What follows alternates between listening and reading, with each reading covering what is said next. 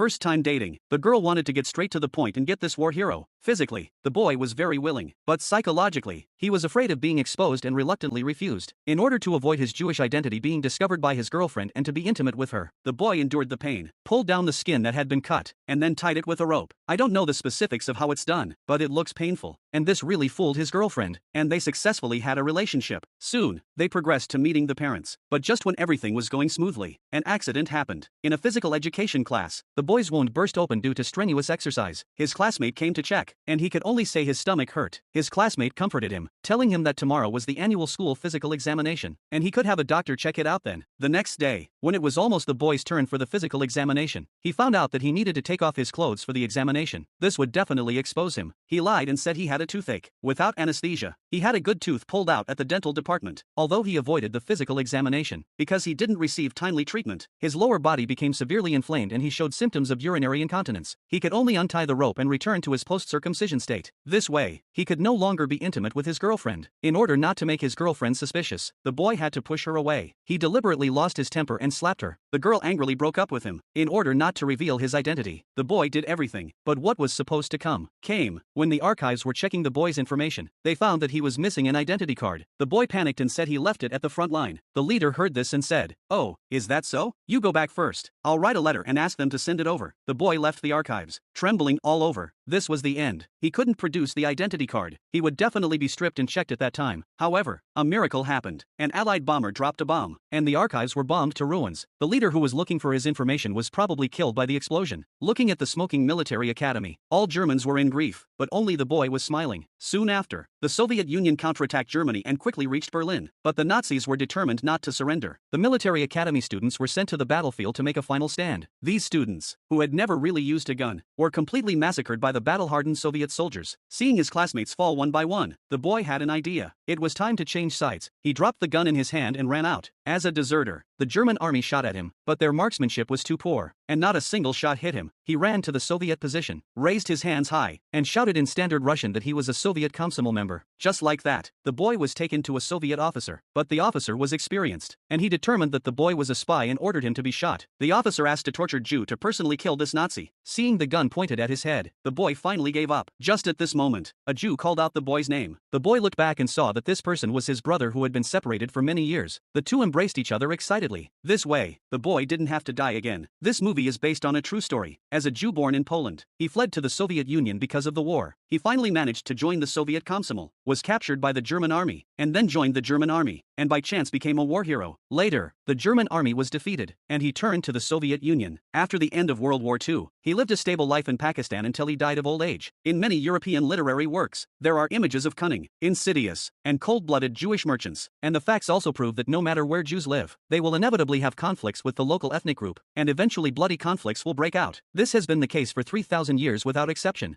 Thank you for choosing Movie Messiah 256. Follow, like, comment, and subscribe.